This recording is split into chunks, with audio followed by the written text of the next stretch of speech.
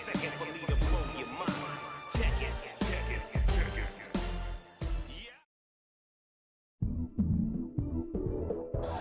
I love Tekken 7.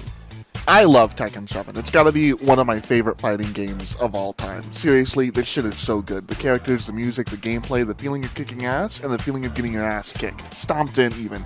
It feels good. Tekken, bluntly, is my shit, and I think my shit smells like damn roses. I think more than anything, what makes me love Tekken so much is the fact that on some fundamental, weird brain magic level, it just clicks for me more than other fighting games in the world. For example, if I see a combo in Tekken and it's like, do this, this, and that, I'm like, oh, that clicks. But when I see like a combo in like Street Fighter or Guilty Gear or Mortal Kombat, you know, that's going to take me weeks, if not months, to perfect so I can do the combo once, like ever. And then I'm expected to take that combo online and perform it like 3 or 4 times to win a match. And that's not happening. I can't do that. I don't have those skills. I don't have that ability. I'm not going to be able to make that happen. Me being bad at video games aside, when I was growing up, I played a lot of Tekken. But once I hit like high school to middle school, Tekken fell off. It was all about Smash Bros. And me being such a big weird Nintendo nerd was like, hey, all my friends are playing Smash Bros. I like Smash Bros. I'm just going to play Smash Bros. Fuck it. But then, after a while, I graduated and I was like, huh, what's Tekken up to? What is Tekken doing? What's the Tekken doing? And I checked it out and I realized that Tekken, in my absence, you know, because I'm a very influential man, had grown to be one of the biggest fighting games of all, like, ever. Like, in my opinion, it goes Mortal Kombat, then Tekken, and then Street Fighter. I think a lot of people might disagree with the order I put them in, but those are really the big 3 fighters in the game right now, you know, agree or disagree. I think those 3 are the most talked about biggest fighting games in the world right now. You know, I genuinely believe, you know, Mortal Kombat is probably the biggest fighting game franchise ever right now because it sells a million, bazillion, jillion copies. So does Tekken, and so does Street Fighter. They all sell well, they're all well known, and people are always talking about them. To that extent, I really looked at these 3 games, especially Tekken, and I noticed, you know, what about these games makes them so popular? And I'm ass at 2 of these games, and I'm alright at the other one. So, I took a look, and I wanted to see why these games are so popular, and why I have a special, super special, loving heart in my place. A super special loving heart in my place for Tekken 8, or Tekken in general. Let's take a look, and we're gonna see what it do.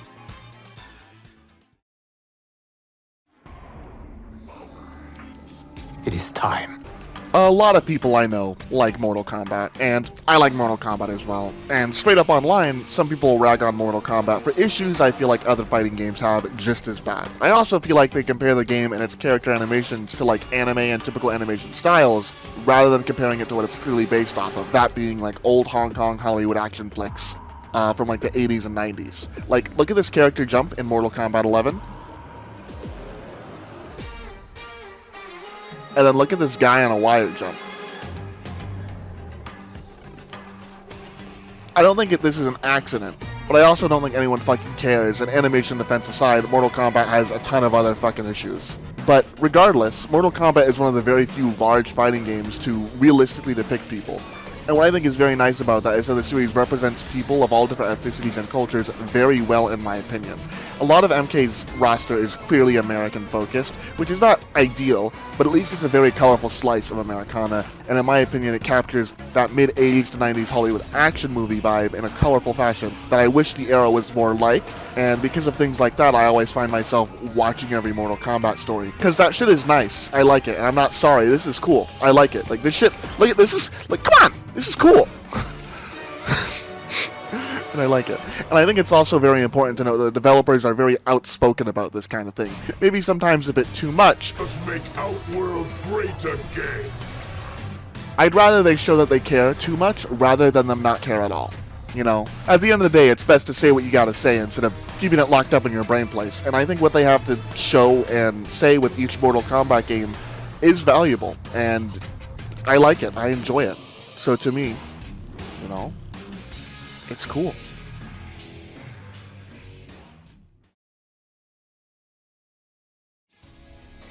Next up, well, third up, we're skipping Tekken for now is what I mean to say. We're going to Street Fighter. Street Fighter. I like this shit. I really do. I played a ton of Street Fighter 4 and a good amount of Street Fighter 2 back in the day. And of course, I played a lot of Third Strike, but Street Fighter has kind of been whack for a bit. You know, Street Fighter 5 has got to be like the biggest disaster in street fighting history. People try to convince me it's like not that bad, but like, whoa, what do you mean by that? DLC fighters for this game came out like a month later. Imagine putting $60 down, and then 30 days later they're like, hope you bought the season pass. Like, you had to pay for Guile and Jury. Blanca wasn't in the game till Season 3, and E Honda wasn't in until Season 4? What? Why did they do this? Not to mention, like, half of this roster is fucking ugly.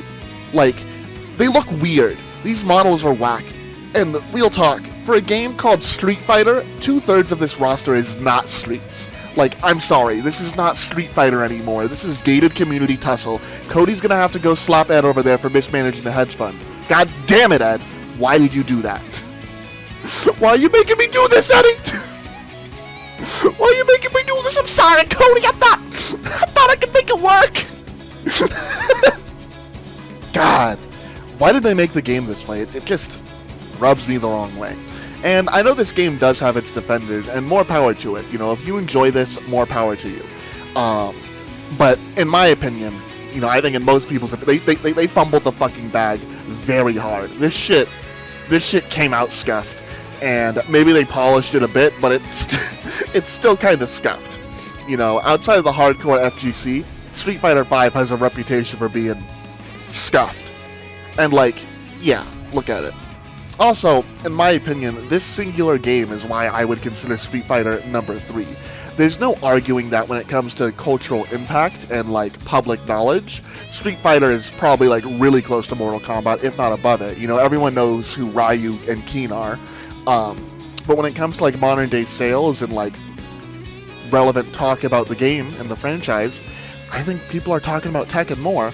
And like a Street Fighter game came out like 6 months ago, so it's not old news. Speaking of a Street Fighter game that came out 6 months ago,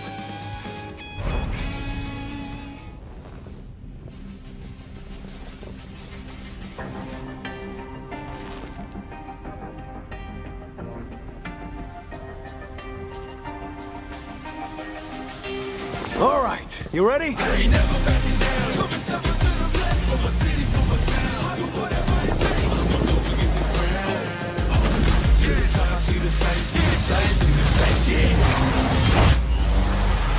Street Fighter 6. and they are back. Like, damn, this game has everything you could want in a street fight game. It's got a good amount of characters. A third of the roster wasn't just held off for monthly DLC. Guile, E Honda, Blanca, and Jury aren't DLC characters. Characters like fucking Nash and Birdie are gone. They're not here, not in the game, not a worry. The game feels aesthetically and sonically street again, which is something I fucking love. And the new characters are so cool. We got Kimberly, Lily, Manon, and Marisa. 4 of the 6 new characters are women, 2 of which are women of color, another 3 of which are women of body types that are typically not represented in games. Like, holy shit, they fucking cooked with this. Thank you, Capcom, genuinely. I think Street Fighter returning to the streets is so good, and it embracing its more colorful roster is also fucking amazing, but it's also sad that it left the streets in the first place, and hopefully they'll stay here and stop to have fun in the streets for more than one game. Also, hopefully they stop fucking charging me $90 for cosmetics. What the fuck? Capcom?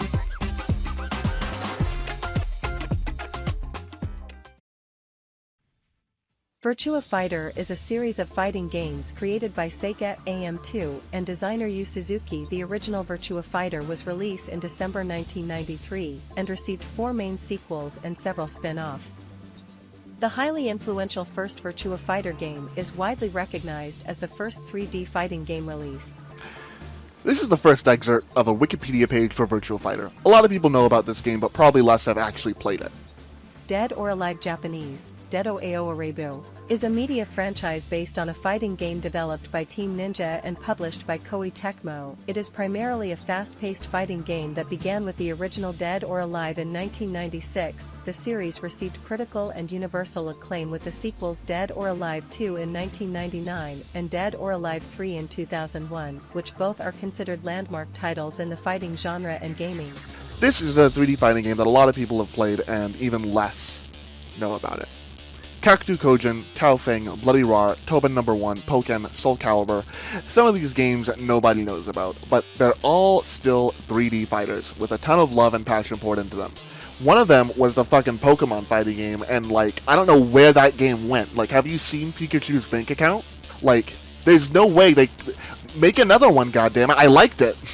But my love for Pokken aside, you know, these games are fucking gone. Tekken is really the only 3D fighter that is around these days, and it fucking sucks. Well, Tekken doesn't suck. It's great. I love it so fucking much. But it sucks that it's the only 3D fighter around these days.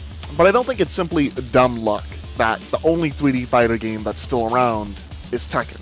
I think it's because, well, Tekken's characters and aesthetics just fucking hit on a whole other level. While there's certainly something that can be said about fighting games in general having a more diverse roster of characters than other genres of games, Tekken has gotta be like the top diversity hotspot of the FGC. Not only does every character in modern Tekken speak their mother tongue, there's also a lot of diversity beyond that. For sure, it's safe to say the majority of Tekken's roster is American and Japanese, but even then, there's a fair amount of minorities in the roster. Julia Cheng, Armor King, Zafina, Leroy, Fakam Ram, Master Raven, Shaheen, Miguel, Katarina, Josie, Eddie Gordo. Hell, I'd even feel comfortable throwing Fang in there. Like, fuck it, Fang. Come over and use the short water fountains with me. And then with Tekken 8, in a more general sense, you still have a super diverse roster of characters genuinely from all over the fucking world. King, Mexico, Steve Fox, United Kingdom, Leo, Germany, Shaheen, Saudi Arabia, Victor, France, Harang, Korea, Azucena, Peru. With so many cool, unique, awesome fighters from all over the world, there's someone in this roster that'll speak to you.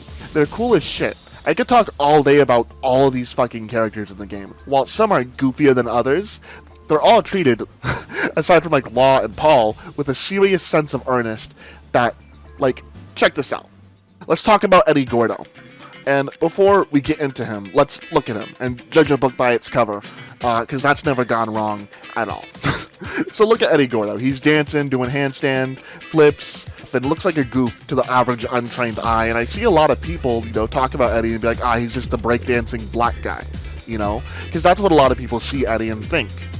But when you look into Eddie's background, you find out that he was born into a rich Brazilian family, possibly one of the richest in the country of Brazil, and that on his way home from school one day, someone shot his dad, and he walked in on his dad bleeding out. And his dad told him, hey son, listen, you're gonna need to tell the cops that you shot me and murdered your own father, because these dudes that got me are gonna get you. And it's better that you're in fucking jail than out in the open. And Eddie fucking did it. Like, that's some hard shit. Could you imagine going to prison for your dad's death? Like, someone murdered your dad, and then your dad's like, sorry son, we gotta just take this L, you gotta go to jail. You'll die if you don't. And when you dig deeper into Eddie's story, you find out that he was fucking trained in capoeira in the fucking prison cell by a fucking old imprisoned master. That goes fucking hard. And upon getting out, he finds out that this bitch-ass Kazuya Mishima might have been the ruler of the Mishima Zaibatsu when his dad got ganked. Fuck yeah, he's gonna go after that fucker. Fuck yeah, Gordo. Fuck yeah, Eddie Gordo. When you think critically of Eddie Gordo, the first thing that comes to mind, at least for me, aside from his hardcore moves, is how stoic and driven he is. While all side characters in Tekken are treated less seriously as the series has moved on, he's not an absolute joke. He has goals and ambitions, and has had his life ripped from its roots by the world around him by one fucking man. While that did gift him with capoeira as a trade-off, it left him, in my opinion, kind of a stoic, edgy, kind of brooding man. However, like a lot of Tekken characters, you can draw from him the trauma he's endured and realize that he uses the trauma to fight for good. As we see later in the series, he uses his fortune to open an orphanage to help those who have nothing. He's not the typical loud, obnoxious dancing man I see a lot of people mistake him as. Capoeira is a legitimate martial art, and it's where Eddie Gordo derives his strength from. The story of Eddie Gordo fucking kicks ass. Like, it's cool, right? I'm not crazy here telling you this is cool, right? Okay. Maybe I am. But I think you could see how a young black or Brazilian or really anyone who could see this character who visually betrays their expectation and becomes so attached to this character. Like, damn, yeah, I want to play them. Shit, this character fucks. Like, damn, he's so cool. Here's the thing about Eddie though, he's just one character in Tekken. Most, if not all Tekken characters, especially the newcomers introduced in Tekken 3, have some similar trauma that drives them to do good or bad in the world. All of them have ambitions, goals, and drive that makes them interesting, relatable, and human. More so than other fighting games, I think. I don't think I'm alone in thinking this. The trailer for King in Tekken 8 has 2.7 million views as of writing. The only character reveal trailers that hit these kind of numbers are fucking Smash trailers. Like, King isn't even a guest character. We knew from the moment we saw Tekken 8, this dude was gonna be in the game. And this is all over the place for Tekken. Look at the Aki character reveal trailer for Street Fighter 6. And look at the trailer for Azucena in Tekken 8. Two new characters, one of them is DLC, sure, but Azucena's trailer has way more heat on it, because in my opinion, Tekken has a history of putting people who aren't always in the spotlight in cool and interesting ways, and making them look really fucking good. All of these characters could be the protagonist of another game. They're also alive feeling. Some of them, yeah, they're a little silly, but in my opinion, I've never seen a series knock it out of the park so often with its characters. And it does so to the point where Tekken 8 has decided to launch with 32 fucking characters. Way more than most modern fighting games, because they know this is important. They know their players all across the world see themselves in these characters. And that's really the point of this video. Why did Tekken survive and all these other 3D fighters die? Why are MK and Street Fighter still alive and kicking? Well, it's the characters. When the era of licensed anime and other fighting games came along, a character like fucking Goku has a lot more appeal than Jeffrey fucking McWild. Like, pause. Who is this? Who approved this character? Why is he in a burlap fucking sack? Why does he look like he's working in the fields?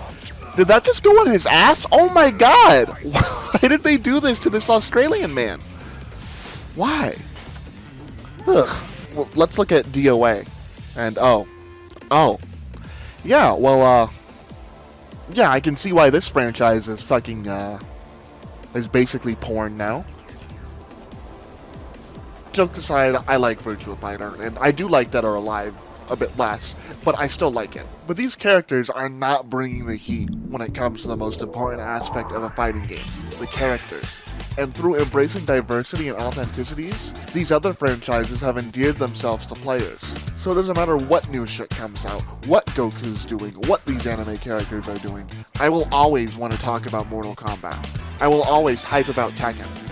And I'll always be down to go a couple rounds in Street Fighter, baby. Because these are games that truly represent people. And these games feel so fucking human.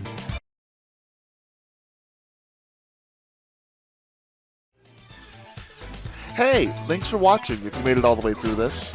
This is my first time making something this fucking long and talking this much about something to myself like a psychopath. I should have another one of these bad boys out. I should have another one of these bad boys out in like a week or two about something else gaming related. If you liked what I had to say or disagreed in some matters, let me know in the comments. I'm going away now. Hope I made you laugh.